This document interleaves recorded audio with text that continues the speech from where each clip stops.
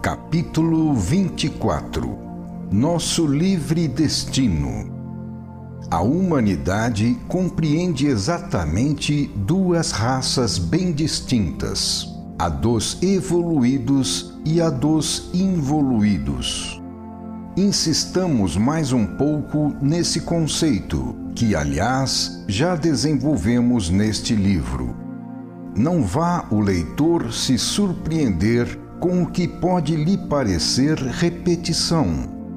Nestes casos, o pensamento retorna, mas diversamente orientado, enriquecido de novas considerações, associado a novas ideias, visto sob perspectivas mais amplas.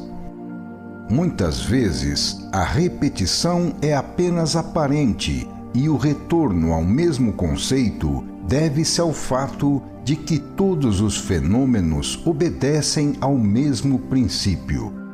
Especialmente nestes últimos capítulos, o pensamento gravita em torno do mesmo centro, a lei e seus equilíbrios, sendo que os problemas, inclusive os sociais e morais, são indistintamente propostos e resolvidos como um cálculo de forças.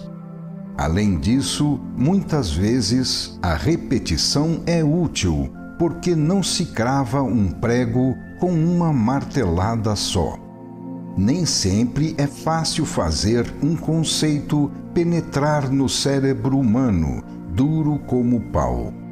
Um enorme abismo separa as duas referidas raças. Os dois tipos distinguem-se por dois diferentes modos de conceber a vida, duas diferentes formas de luta, dois diferentes métodos de comportamento, pelos quais eles se revelam claramente. Cada um escolhe o método que mais se adapta à sua natureza, e basta essa escolha para mostrar quem ele é. O involuído prefere a força, o evoluído a justiça. Duas armas diferentes, adaptadas exatamente às mãos de quem deve empunhá-las. O involuído ignora os complexos jogos do dinamismo da vida, é desarmônico em face da lei e, por isso, fica isolado, não podendo se apoiar senão na própria força. O evoluído tem consciência dos inúmeros recursos e da energia que escapam à percepção do involuído. Seu potencial nervoso é mais elevado e, por isso, mais poderoso e penetrante, mais apto a vencer as resistências, superioridade da qual quem acredita ser composto apenas de corpo e não também e principalmente de espírito, não faz ideia. Mas, ao lado dessas suas capacidades intrínsecas, existe o fato de que o evoluído harmoniza-se com a lei e, portanto, ao invés de sozinho, sem outro apoio senão o de suas pobres forças, tem atrás de si a lei a sustentá-lo. Pelo fato de não ser rebelde, ele, em vez de nadar contra a corrente da vida, abandona-se inteiramente nela e tem à sua disposição as forças da vida, que o ajudam e o impulsionam. Temos assim, de um lado, a astúcia, oblíqua, complicada, torva e novelada, e por isso feita de movimentos embaraçados. De outro lado, a inocência, retilínea, simples, cristalina e, portanto, ágil e rápida. A astúcia e a inocência digladiam-se. De acordo com a lógica dos homens, o evoluído deveria perder. Não obstante, muitas vezes ele vence. Na realidade dos fatos, verificamos que ele vence. Vemos que, na prática, a força e a astúcia, métodos do involuído, não oferecem garantia de vitória segura. Procuramos neste livro compreender a razão pela qual isto se verifica. Há nas armas do evoluído algo que não admitimos, algo que, por ser muito sutil, nos escapa à primeira vista, mas que exatamente por ser imponderável, torna essas armas mais poderosas. Há nelas previsão, logicidade, organicidade e sabedoria íntima, que não incidem nos erros grosseiros da força bruta. Há também equilíbrio espontâneo, que não se perde nos artifícios, nem se enreda nas malhas da astúcia. Na espada imaterial do arcanjo, lampeja, todavia, um desconhecido poder, que lhe permite vencer a revolta bestial de Lúcifer. Na presença do homem do dever, do homem evangélico da paciência e do perdão, o homem da força ri com desprezo, por considerá-lo débil e maluco. Mas, envaidecido de sua força, iludido com sua astúcia, não compreende a estratégia do outro, que é muito mais completa e profunda. A força do evoluído reside na sua compreensão.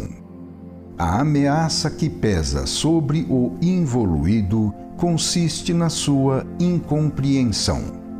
No capítulo Tempestade, descrevendo a dolorosa fuga de um homem, dissemos que na hora do abandono, quando a riqueza e o poder falharam, o homem não estava sozinho como pensava, mas tinha a seu lado o seu passado e suas obras, pois nossas obras nos acompanham. Estas obras, uma vez acabadas, representam um impulso fatal que testemunha, fala e age por nós. Somos nós mesmos que, depois de havermos estado na posição de causa, reaparecemos agora na condição de efeito. Suas fases de desenvolvimento no tempo entrosam-se perfeitamente, pois representam o desenvolvimento de uma força e de um movimento. Dentro da fatalidade dessa lei, nos é concedida a liberdade de escolher, retificar e até mesmo corrigir a trajetória, a qual, porém, uma vez estabilizada, passa a nos arrastar.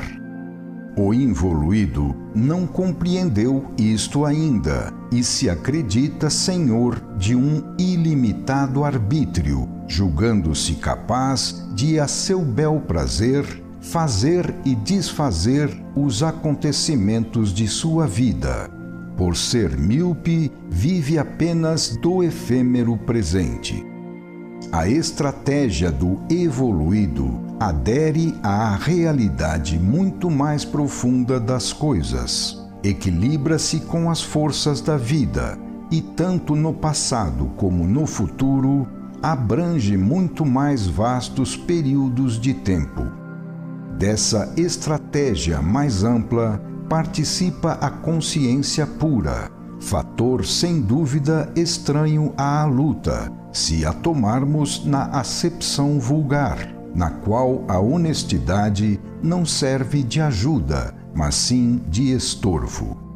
O mundo de hoje confunde arbítrio com liberdade, e quando clama pela liberdade, deseja intimamente o arbítrio, o abuso, a licenciosidade. Não compreende que haja ou não autoridade humana, estamos, na verdade, permanentemente enquadrados nas invisíveis leis da vida. Não sabe que a autoridade, o poder e a hierarquia dessas leis jamais diminuem.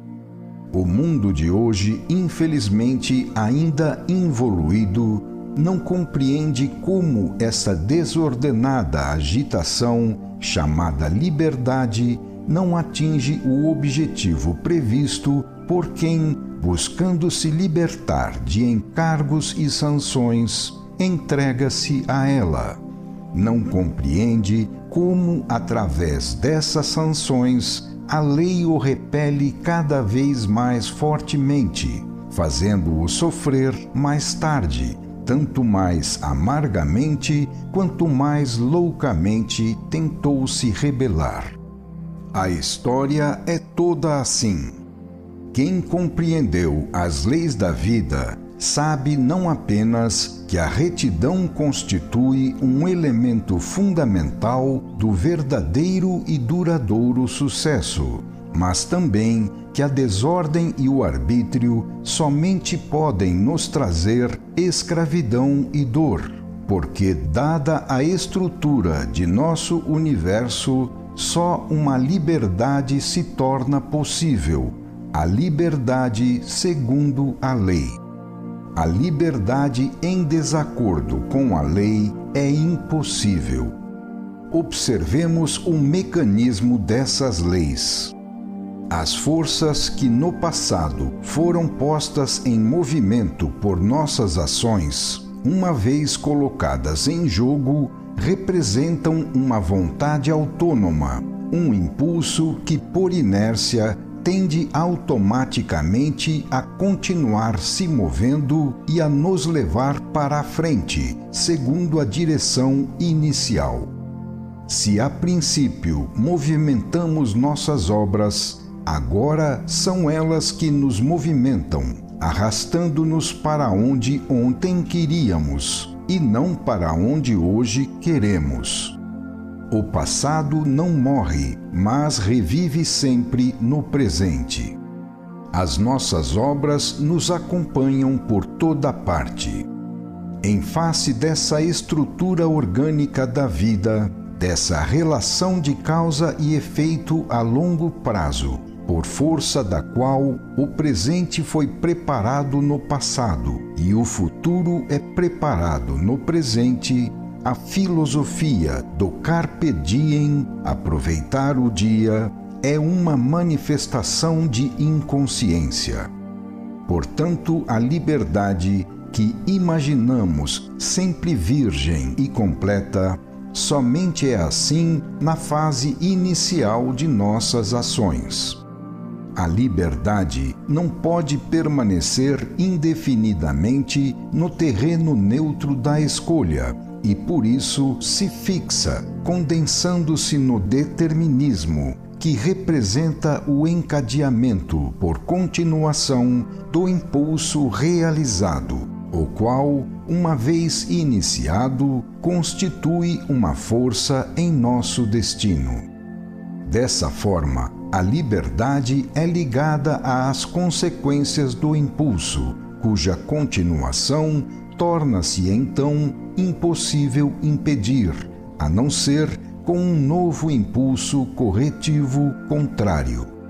Assim, as obras que fizemos espontaneamente tornam-se vivas, atuando como se fossem animadas de vontade própria e agindo por nós na qualidade de criaturas nossas.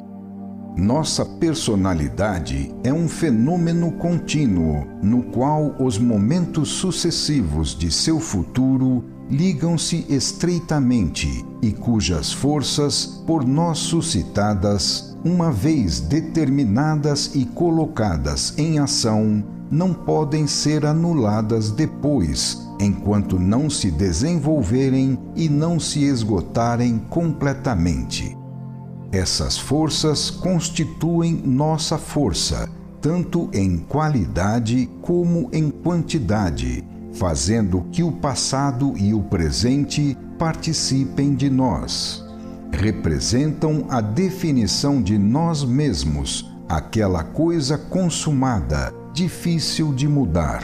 Vivem em nosso destino sob a forma de fato, mas não como realidade absoluta, pois, pelo contrário, são sempre suscetíveis de retoques e modificações no incessante movimento da vida. No entanto, vamos vivendo, e todo fato novo que nos acontece a cada dia, se já não o vinculamos, é livre, mas, ao vivê-lo, nos ligamos a ele por meio de nossas ações. Assim, enquanto o impulso não se esgotar e a trajetória não desaparecer, vivemos com a nossa liberdade vinculada às nossas obras. Mas o fio da vida, desenovelando-se, sempre traz consigo uma nova liberdade, virgem, que sucessivamente vamos vinculando e cristalizando no determinismo, até que a abandonemos assim cristalizada no passado, depois de haver completado o ciclo experimental. A liberdade é interior, está no íntimo da personalidade, no reino das motivações, de onde a atividade se dirige para a periferia, expandindo-se no mundo exterior da manifestação, que constitui o reino do determinismo. Assim, vincular-se ao determinismo ou se extinguir nele corresponde às características dos dois mundos, o interior e o exterior, que as forças motoras dos nossos atos percorrem, nascendo no mundo interior, bem no íntimo da personalidade, e se exaurindo no mundo exterior, na periferia. Com a constante germinação de novas ações, continuamente nos aguarda uma liberdade intacta e permanentemente nova. Porém, na fase de sua maturação, um fardo de fatalidade sempre nos acompanha, envolvendo-nos como uma atmosfera e formando uma espécie de casca dinâmica que nos aprisiona a personalidade. É a nêmese da vida. Pode nos aniquilar ou nos exaltar, exatamente como ontem queríamos que acontecesse hoje. Essas criaturas, tal como os filhos refletem as qualidades dos pais, testemunham o passado, querem viver, mostrar-se e agir tais como são, e não podemos destruí-las nem fazê-las calar. Elas gritam e querem agora como as quisemos. Podem afirmar: este é inocente, ou então este é culpado. Podem bendizer e maldizer, premiar ou exigir punição. Se foram acionadas pelo bem, tenderão a nos salvar. Se foram acionadas pelo mal, não se deterão enquanto não houverem conseguido a nossa desgraça. Isso acontece porque elas representam uma causa que exige o correspondente efeito, constituem um impulso desejoso de se esgotar na direção em que foi lançado. Seja qual for a sua natureza, boa ou má, elas tenderão sempre a seguir o seu caminho até o fim e apenas sossegarão quando houverem consumido todo o impulso recebido. Na realidade, o bem e o mal existem personificados nessas forças. As forças do mal nos perseguirão como as fúrias coléricas, gritando aos quatro ventos as nossas culpas, e se atirarão contra nós, pedindo vingança, mordendo e dilacerando.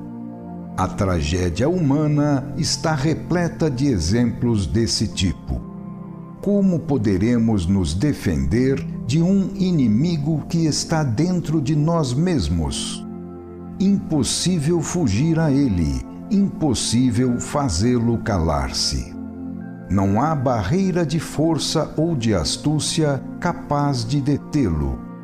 Eis que o armadíssimo involuído então está desarmado. O lutador não sabe mais lutar. o forte está intimamente minado e gasto. Eis que através das vias sutis do imponderável, o involuído é vencido pelo fato. Amedrontado pelo impalpável inimigo que não consegue entender, o involuído sofre e, examinando-se, procura entender. Essas forças são inexoráveis, são o destino, representam a lei de Deus, a inviolável justiça que tentamos violar e que fatalmente põe as coisas de novo em seu lugar. Os recursos humanos clamam contra esse poder silencioso dos fatos, que aniquilam toda defesa, transpõem qualquer porta, seja do rico, seja do pobre, do poderoso ou do humilde. Apenas uma coisa detém esse poder, uma coisa inofensiva como o dedo de uma criança, leve como a asa de um anjo, imponderável e suave como uma prece, a inocência. Ser inocente, essa coisa tão pequena, ergue-se diante do esmagador poder da força e o detém, porque isto é o que a lei quer, que o honesto encontre defesa e a justiça triunfe. Se, ao contrário, em nosso passado não pusermos o mal, mas sim o bem, as criaturas por nós geradas serão de natureza totalmente diversa. Com o passar do tempo, elas também crescerão e se tornarão maduras, para produzirem seu efeito no mundo exterior das manifestações causais. Porém, agora, em vez de cercar nossa vida de inimigos que vomitam dor sobre nós, estarão ao nosso lado, acariciando-nos, protegendo-nos e encorajando-nos como bons amigos nossos. O involuído ignora que o presente não é improvisado nem construído à custa apenas do presente, mas sim composto em grande parte do passado, e que a vida, no seio de um organismo complexo e perfeito como o universo, não é uma louca aventura, mas sim um desenvolvimento lógico e orgânico. Nada se tira do nada, mas todas as coisas vão e voltam nas ondas do tempo, ligam-se aos grandes ritmos da lei, entrosam-se em suas causas, das quais, aliás, não podemos prescindir. Nada pode progredir senão por graus e por fases, germe, desenvolvimento, manifestação e exaustão. No universo, tudo se entrosa, e isso por força da lei de causalidade, que liga tudo no decorrer do tempo. Nada vem à luz do sol senão através de filiação, que significa derivação causal, por força da qual tudo revive sempre, permanecendo indestrutível nas consequências em que necessariamente continua. Assim como no filho se desenvolve o pai, na árvore a semente e na ação o motivo, toda a causa, por entrosamento individual, também continua no seu efeito. Em seu movimento evolutivo através do tempo, todo fenômeno oscila entre os dois extremos do dualismo, o qual não se isola numa forma impenetrável de princípio e fim, mas se articula continuamente no termo final com um novo termo inicial, e assim se prolonga até o infinito.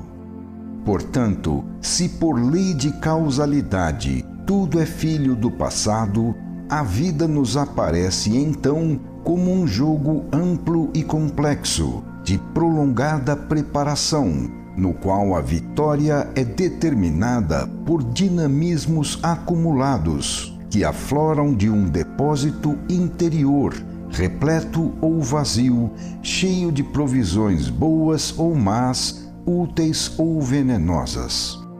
Este é o misterioso depósito da alma, que passa despercebido ao involuído. As posições terrenas são aparentes e enganam.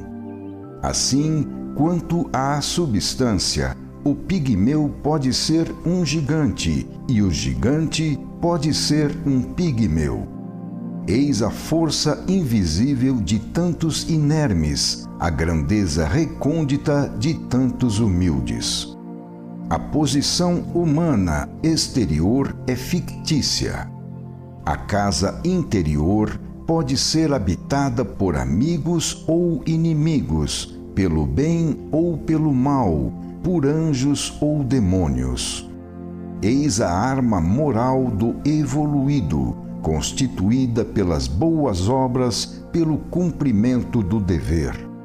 Isso o isentará das sanções e o inocentará das culpas. Nosso passado já está feito e traçou a trajetória de nossa vida.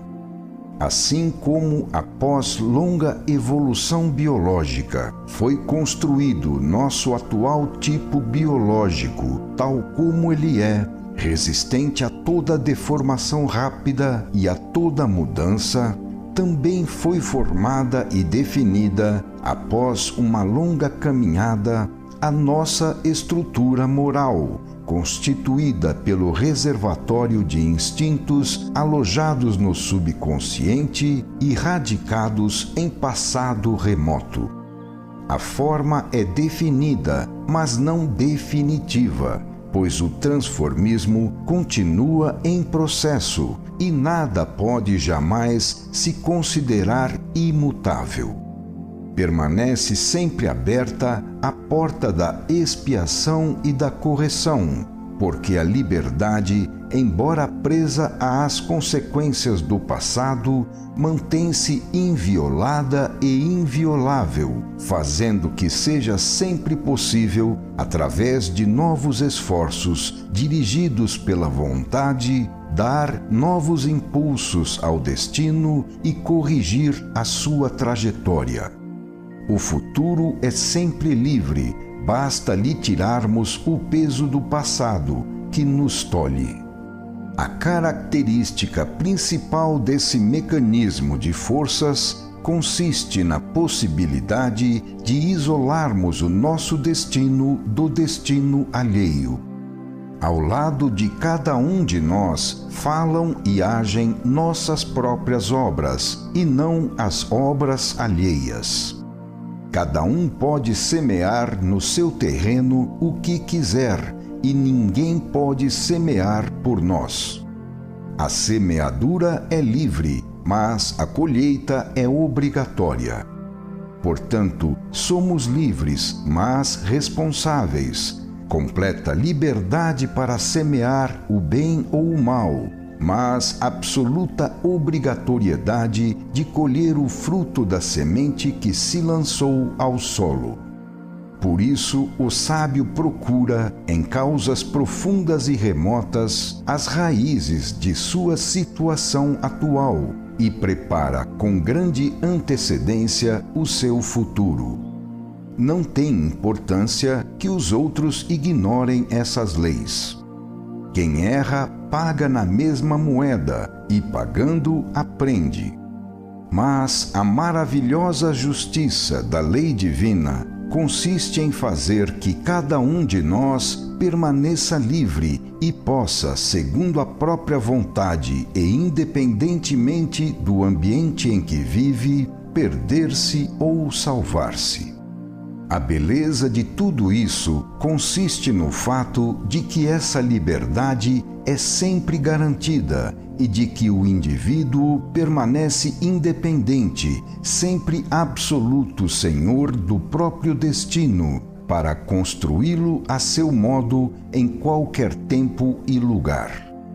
Assim, num mundo em que o ignorante involuído, através de seus sistemas, impera e triunfa, ninguém pode impedir ao evoluído, que não é ignorante, de escolher seu caminho, segui-lo e colher frutos copiosos. Conforme a ação praticada, a lei dá a cada um a resposta adequada, funcionando ao mesmo tempo, mas de modo diferente, em planos e formas diversos. Desse modo, a liberdade fundamental do indivíduo é a tal ponto respeitada, e isto sem lesar o princípio de responsabilidade, que ele pode sempre separar o seu destino do destino alheio, conservando completa autonomia de trajetória em meio do mais complexo entrelaçamento de forças. Pode atingir os objetivos que quiser, gozando da liberdade de se perder em meio à salvação geral ou de se salvar em meio à perdição universal. O resultado é garantido, tanto o do bem como o do mal. O justo pode, portanto, avançar com seu binário, mesmo se for colocado num mundo de demônios.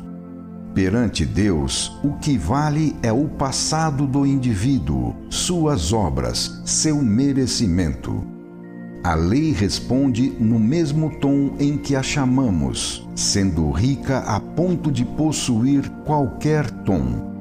Ao justo, torna-se possível, assim, não mais apelar para a força ou a astúcia, sistemas de luta por ele superados, mas sim apoiar-se apenas na justiça divina e dela receber a resposta adequada, isolada em meio a um vasto oceano de respostas diferentes, sendo-lhe possível receber tratamento de bondade e salvação em meio a um cataclismo universal. Assim, o evoluído pode caminhar de acordo com um destino todo seu, independente do destino de seus semelhantes e até mesmo de sua própria humanidade.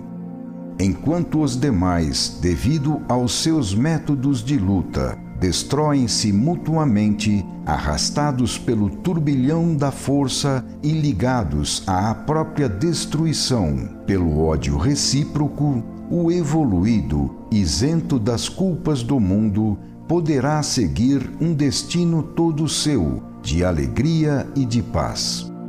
As forças do imponderável terão formado em torno dele, porque se trata de um inocente, uma camada protetora, uma defesa salvadora, que o tornará invulnerável em meio aos mais graves perigos que arrastam os outros.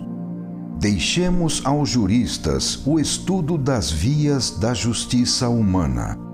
Preferimos aqui nos ocupar do estudo da justiça divina, onde reside a gênese das adversidades que nos golpeiam.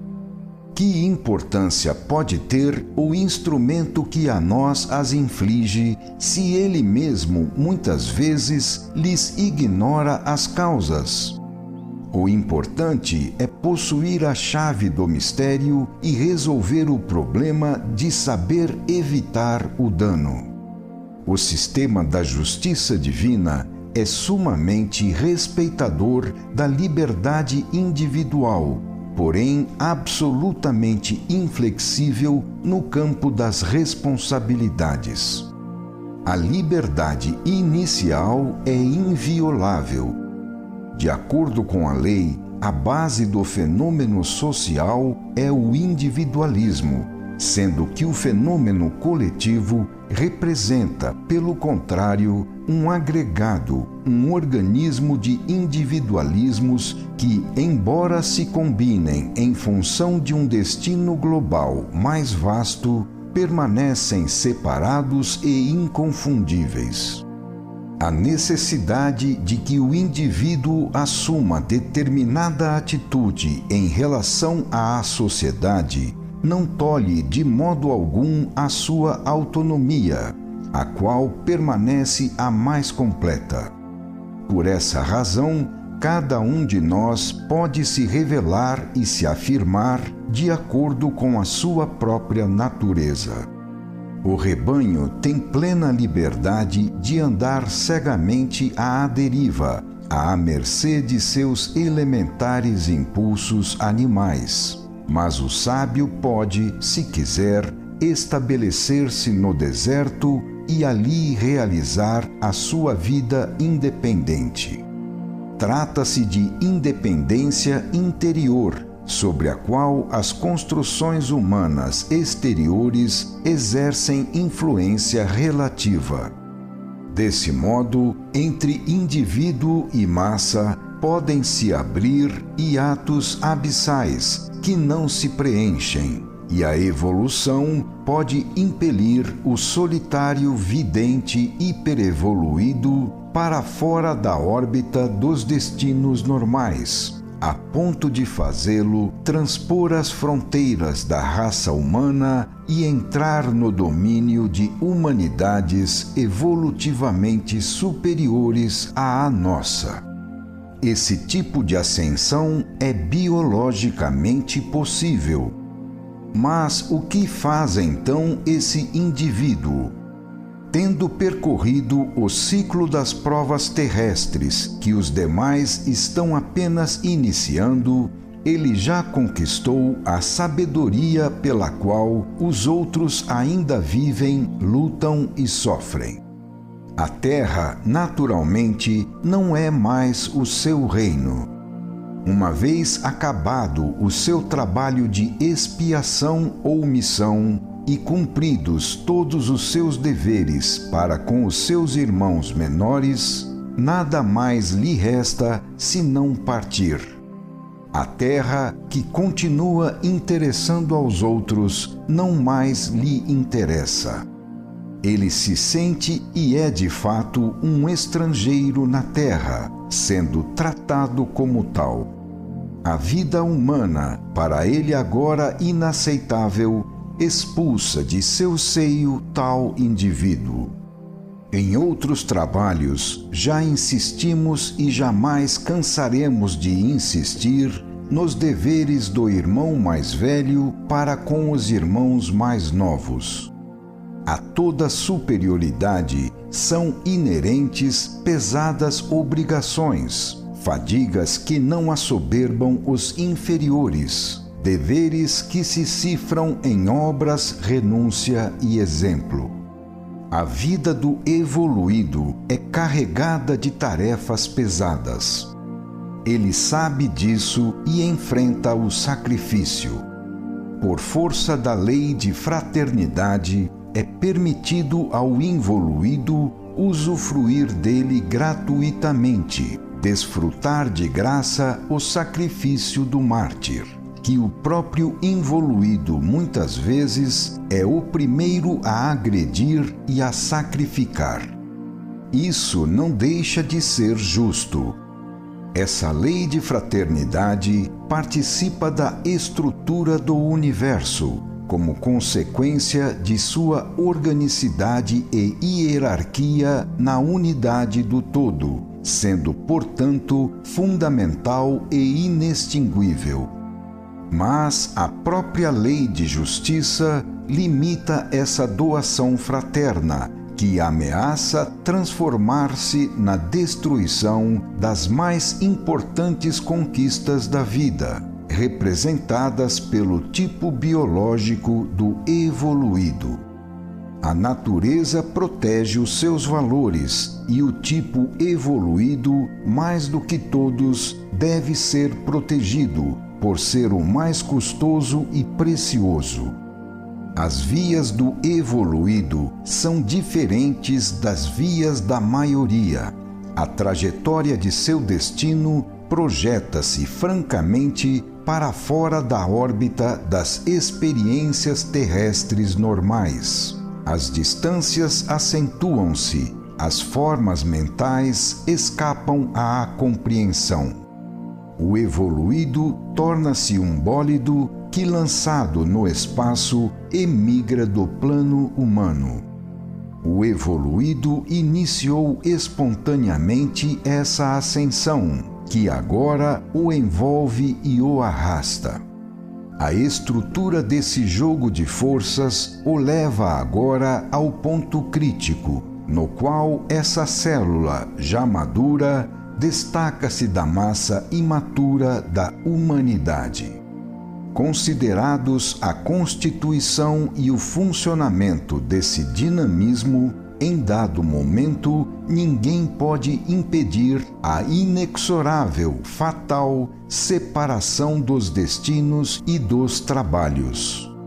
Então, tendo cumprido sua tarefa, o evoluído vira as costas para o mundo e vai embora, abandonando-o às suas próprias forças, para que o mundo, à custa do próprio esforço, como é justo, e não do alheio, continue o caminho de sua própria evolução. O individualismo, que constitui o substrato da organização social e a dirige, recobra a supremacia. A justiça divina exige e impõe a reafirmação dos direitos do solitário, incompreendido e espezinhado. Então, o material biológico elaborado e complexo destaca-se do material primitivo e rústico. Tendo se tornado diferente nos instintos e na raça, o evoluído deseja ardentemente reencontrar indivíduos de seu tipo, inencontráveis na Terra. Suspira por mais elevadas e adequadas formas de vida. Deixa de lado todas as questões do mundo, pois não lhe interessam mais. Não se incomoda mais com os tipos de problemas das pessoas que o habitam, porque não lhe dizem mais respeito. Os problemas mais torturantes pelos quais a humanidade tanto sofre e luta, seus sistemas sociais, econômicos e políticos, não mais lhe atingem em seu frágil invólucro corpóreo, prestes a ser por ele abandonado. Então, se ainda quisermos seguir o indivíduo selecionado nessas ascensões biológicas absolutamente excepcionais, fora de série e extramassa, deveremos virar as costas para o mundo e nos aventurarmos num terreno que o leitor comum achará irreal e desinteressante. Um terreno que penetra no imponderável e no inconcebível. Chega-se desse modo fora da órbita humana a uma atmosfera rarefeita, de natureza diferente, na qual se tornam atuais as atitudes remotas. Tudo quanto nos preocupou até agora permanece lá embaixo, nos pântanos da terra. À força de lutar, sofrer e ascender, o evoluído penetrou em uma nova forma de vida, que aos olhos dos demais surge como um remoto e inatingível sonho. Para que pudéssemos continuar, depois de esgotado o exame dos problemas terrestres, precisaríamos levar o leitor muito além do que lhe é possível conceber em relação aos problemas do céu. O evoluído está sozinho. Gênio, herói ou santo, o super-homem, por mais humilde e humilhado que seja, tem consciência de sua verdadeira natureza de indivíduo maduro e do natural desequilíbrio que o leva a se destacar da terra. Os inferiores, ignaros, gostariam de rebaixá-lo até o nível deles, por força dos mal compreendidos princípios de igualdade. É possível humilhá-lo, porém jamais se poderá fazê-lo retroceder. As classificações e os enquadramentos humanos não criam valores intrínsecos e, por isso, não podem mudá-los. Nem a vida nem a ascensão podem ser detidas. Pode-se rechaçar o evoluído e até mesmo matá-lo, mas não se pode destruí-lo. Nenhuma força pode mudar a sua natureza nem impedi-lo de continuar sendo o melhor. Em determinado ponto, as amarras do mundo, dolorosas amarras, rompem-se. Ele não tem mais o que dizer, dar ou fazer. O céu o espera. Embora devesse servir e sofrer preso ao mundo, ele, que há muito tempo, pelo peso específico, distingue-se da massa, é incapaz de compactuar com a maioria e de se integrar no rebanho. Finalmente, tudo chega ao fim, a obrigação toda se esgota, o sacrifício se consuma, consumatum est. Com essa apoteose no terreno do super-humano, fecharemos este livro. Ao lado de seu modo especial de conceber a vida, uma das notas características do evoluído é exatamente a dor. Por que razão o super-homem é condenado a sofrer mais do que o homem comum? Isto acontece justamente por motivos inerentes à sua posição. Como vimos, as verificações precedentes tendem a reafirmar os direitos do individualismo em face da moderna tendência coletivista, que tenta reabsorvê-lo, mas devemos reconhecer o esforço e a fadiga que isso representa. Os coletivismos oferecem à preguiça do homem normal a comodidade de se confundir e se esconder nas massas, de se deixar guiar e arrastar pelos líderes, de encontrar proteção no número. Tudo isso constitui o instinto supremo de defesa na nulidade. Nada nos causa mais piedade do que ver essas almas pensando em série, vivendo de imitação. Essas consciências nutrindo-se de produtos já confeccionados e se anulando no número. Kant dizia, abre aspas, é apenas máscara de homem pensando com o sistema alheio, fecha aspas. A sociedade constitui-se em grande parte de máscaras, de faces fictícias. Por detrás delas não existe personalidade nenhuma.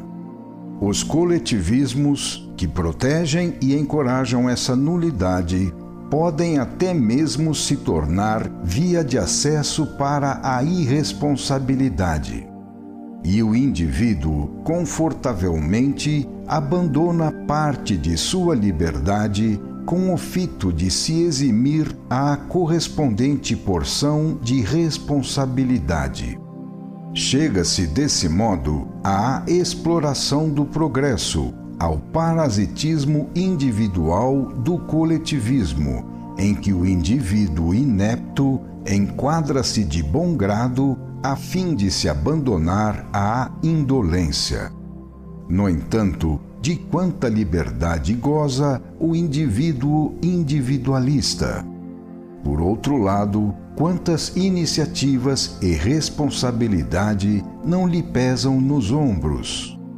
Essa posição oposta constitui o antídoto apto a aniquilar em qualquer sistema os parasitas, sempre prontos a tirar proveito de tais estruturas, escondendo-se em seus ângulos mortos.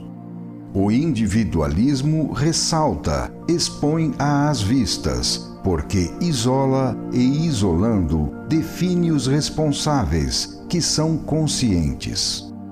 Se de um lado o enquadramento orgânico das massas consegue educá-las, por outro lado, oferece o perigo não só de transformá-las em rebanhos de indivíduos mantidos pelo Estado, em escravos que obedecem para poder viver como vagabundos, mas também de suprimir ou abrandar a luta, mestra da vida. No momento, o super-homem é o indivíduo menos enquadrado e mais isolado que pode existir, e por isso o mais exposto, embora seja o mais livre e o mais consciente. Sua vida é tipicamente antiparasitária, completamente descoberta, bem afastada de agrupamentos protetores, de concessões cômodas e de cambalachos. É a vida mais nobre e gloriosa, mais seletiva e criadora, mas também a mais fatigosa. Sua vida significa alta tensão levada ao espasmo, sacrifício do bem-estar material em prol da ideia. Significa aborrecimento, luta, paixão, intensíssimo trabalho de construção biológica. Não lhe é lícito abastardar-se no rebanho. Isso tudo, embora enriqueça a vida, também a torna difícil e dolorosa. O evoluído não pode se furtar ao trabalho vivendo de imitação. Não pode resolver os problemas sem esforço, sem pensamento, sem risco e sem iniciativa, à custa de atos coletivos em série, abandonando-se à direção alheia e se deixando ir à deriva. O número protege, mas o evoluído não faz parte do número. Consideremos agora outro fato. O utilitarismo do evoluído é a longo prazo, enquanto o involuído, pelo contrário, quer compensações próximas, imediatas. Observemos, por exemplo, a posição de cada um em relação ao problema da autoridade, já tratado alhures. O evoluído, orientando a sua atividade segundo o plano orgânico do universo, concebe a autoridade como dever e como missão. O involuído, inorgânico, rebelde e egoísta, concebe a autoridade tão somente como prêmio concedido ao mais forte, ao vencedor na luta pela vida. O involuído considera natural não só o desfrutamento de toda posição de comando, mas também o esmagamento do vencido. Na luta pela vida no plano do involuído, a autoridade constitui atributo do vencedor, assim como a submissão é atributo do vencido. Para ele, que ainda desconhece o conceito de justiça, o dependente é inferior, um escravo que deve ser calcado aos pés e explorado, sendo absurdo considerá-lo irmanado no mesmo organismo como indivíduo, que deve, por isso, receber educação e auxílio. É assim que, através de compensação de equilíbrios, a autoridade raramente se apoia no amor de pai, mas se regula pelo temor, sendo por isso considerada pelo dependente como inimiga natural. De fato, autoridade e subordinado, governo e súdito são duas forças contrárias e complementares que se influenciam, se educam e se plasmam reciprocamente. Ao vencido, considerado sem direitos, nada mais lhe resta senão sofrer e esperar a ocasião propícia para se rebelar e rechaçar a autoridade, colocando-se no lugar dela, a fim de desfrutar as respectivas vantagens e não de cumprir as devidas obrigações. E assim por diante, cada um por sua vez. O evoluído não pensa desse modo. À sua psicologia, tanto esses métodos como o desfrutamento dessas posições repugnam extremamente. Seu utilitarismo é bem mais amplo e consciente, pairando acima desses efêmeros resultados imediatos e imorais. Para ele, todo encargo social constitui função e serviço, e não afirmação e ampliação do eu. Manzoni demonstrou haver entendido isso muito bem quando escreveu, abre aspas, não é justa a autoridade de um homem sobre os demais, senão quando se exercita no interesse deles. Fecha aspas. Quando o evoluído respeita a autoridade sem lhe considerar o mérito, é porque ele a abrange em sua concepção de autoridade, ainda que ela não corresponda à realidade dos fatos, e isso signifique, da parte dele, uma apreciação moral superior à merecida por essa autoridade. O evoluído não julga, respeita, não discute, obedece. Em face de uma autoridade exercida com espírito involuído, o máximo que o evoluído faz é se manter em respeitoso absenteísmo, pois a isso é constrangido. O involuído, pelo contrário, subestima a autoridade. Ele a discute e a julga, tenta condená-la e, ao primeiro sinal de fraqueza, a agride, a fim de se apossar de suas vantagens. Estamos bem longe ainda do plano superior de estima e fé, de compreensão e justiça, do plano em que os dois termos, autoridade e súdito, encontram-se na posição não de rivais, mas sim de colaboradores. É assim que, num plano inferior, justamente aí onde seria necessário, isto sim, defender-se por causa da existência palpável de agressão e defesa, essa atitude de obediência e respeito do evoluído constitui, no plano social, um dos gravames de sua vida. O poder humano possui recursos, o evoluído não. Todos aspiram ao comando, o evoluído obedece. Todos se julgam cheios de direitos, o evoluído só tem obrigações. Todos trabalham em grandes grupos, compensando-se com riquezas e honrarias. O evoluído trabalha em silêncio, ignorado e pobre. Num mundo assim, o evoluído não pode ser senão mártir. Na sua vida, porém, há uma bem mais profunda e substancial causa de sofrimento, destacada desses desacordos de relações e dessas incompreensões. E essa causa também é inerente à sua posição.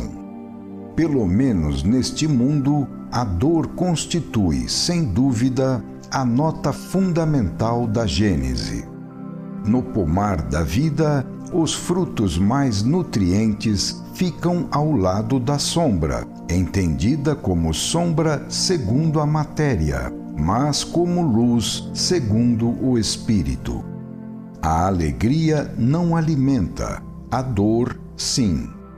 Só a dor corta, escava, plasma e torna maduro, transforma e renova. Só ela revela e cria. A alegria dura muito pouco, nos rouba as energias e nos deixa completamente vazios e adormentados. A alegria é dissipadora, a dor nos leva de novo às fontes vitais, nos concentra e refaz as energias. eleva-nos o poder espiritual.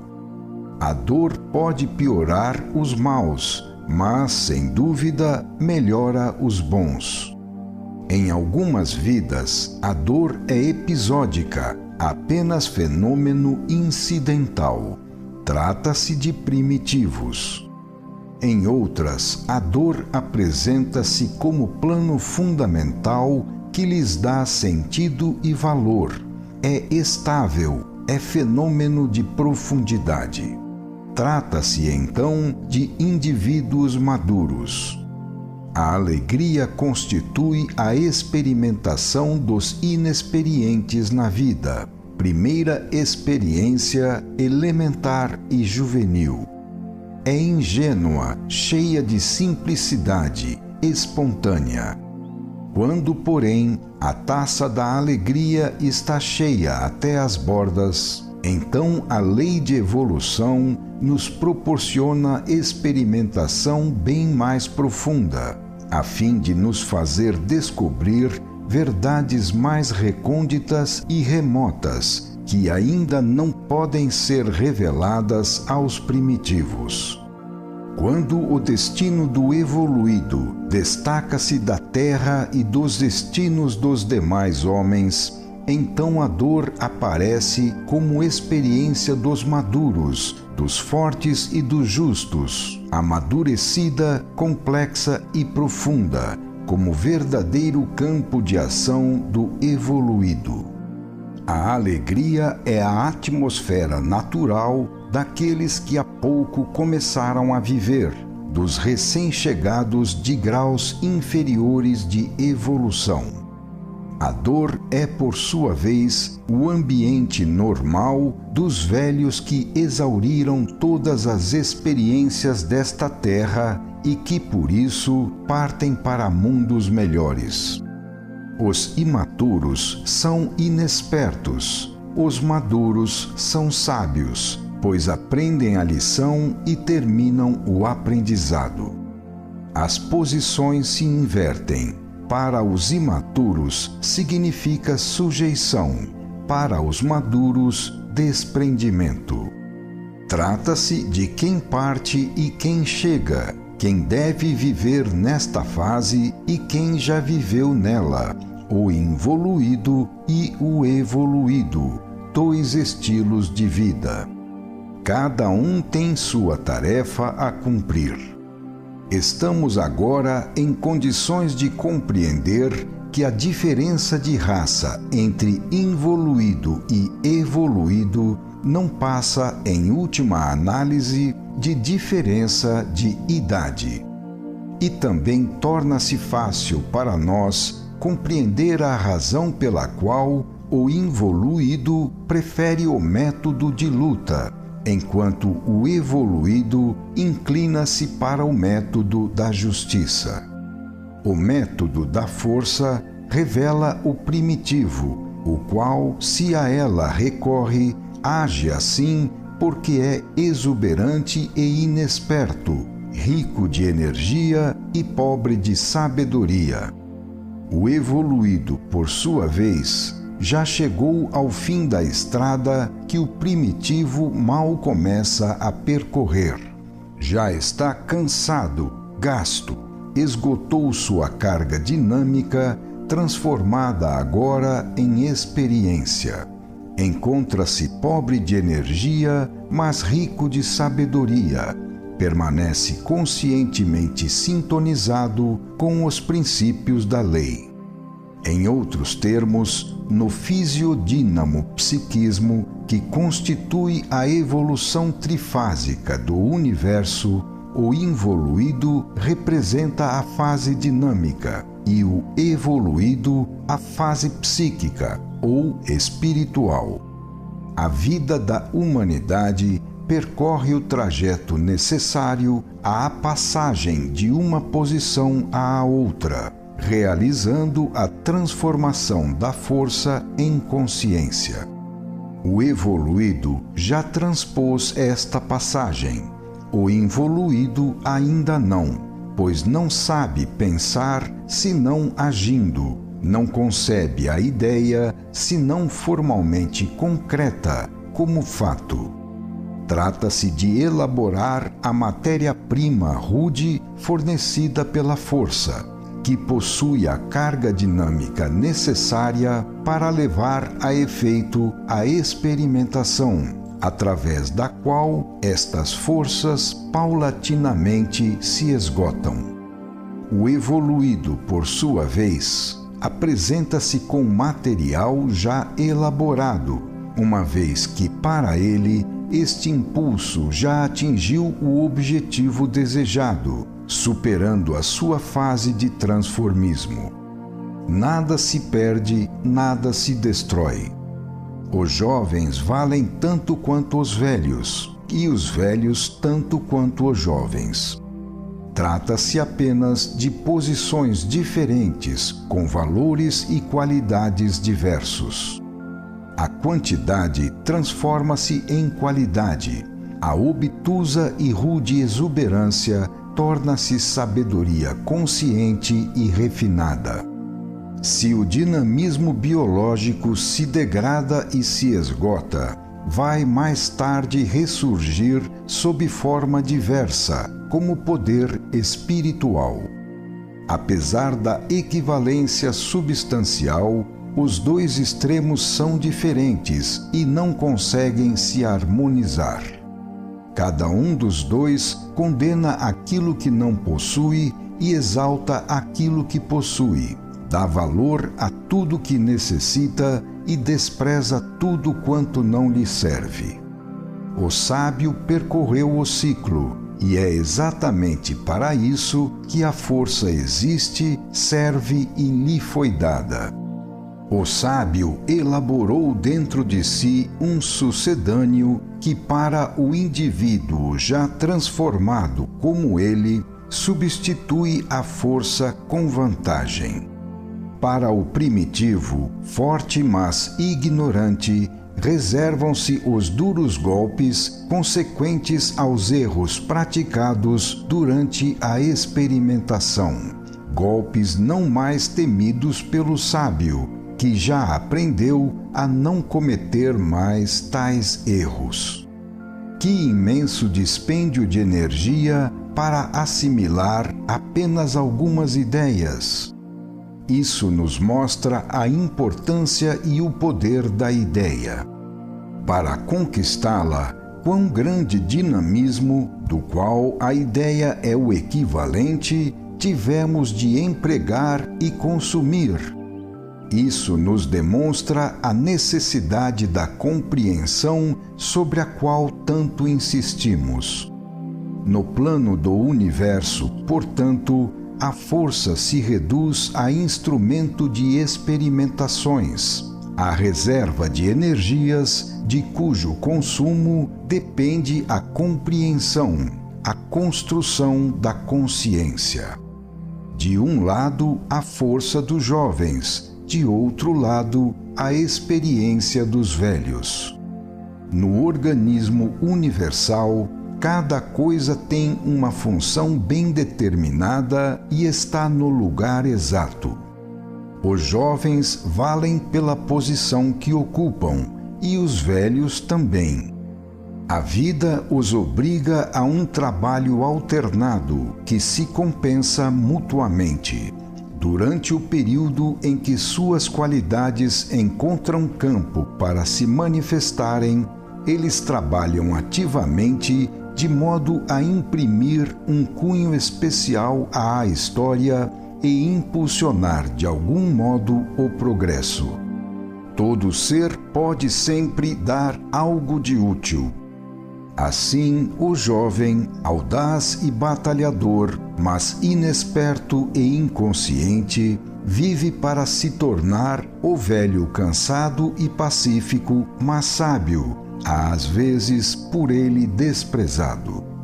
Com a força e a sabedoria acontece o mesmo que se dá com a alegria e a dor. As duas estão estreitamente ligadas. A alegria juvenil, que nos vem de sermos fortes, leva-nos, através da ilusão da vitória, à realidade dolorosa da qual nasce a sabedoria.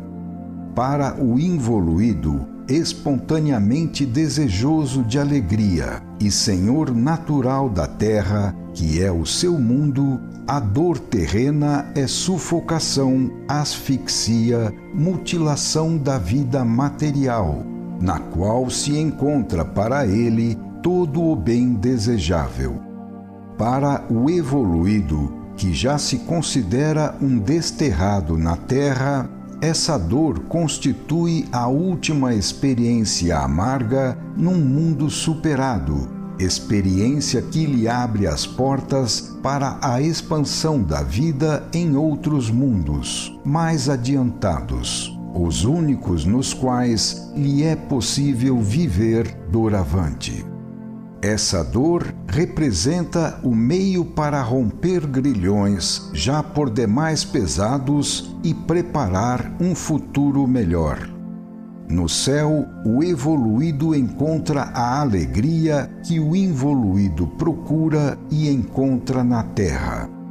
A festa da vida está sempre no amanhã, nesse futuro melhor que, pelo menos relativamente, está na posição por nós ocupada. A dor que o involuído amaldiçoa e teme é amada e abençoada pelo evoluído. O involuído tem a dor na conta de destrutiva, o evoluído a considera construtiva. Tudo depende do sujeito. O sábio, que viveu e, portanto, sabe, não incide mais nas ilusões humanas e recebe a dor utilizando-a na função criadora. Ele se ri dos primitivos e de suas alegrias, que não lhes deixam na consciência senão saciedade, cinzas do cansaço e náusea. Eis aí as várias causas da dor do evoluído. Se muitas vezes sua vida é trágica, a dor a transforma num altar de oferendas em que se consuma o holocausto supremo. Assim, enquanto os primitivos se debatem entre a morte e a dor, o evoluído representa uma chama ardente de sacrifício a Deus. No incêndio, ele se consome feliz, pois sabe que depois desta vida, uma vida muito mais sublime o espera. Final do capítulo 24.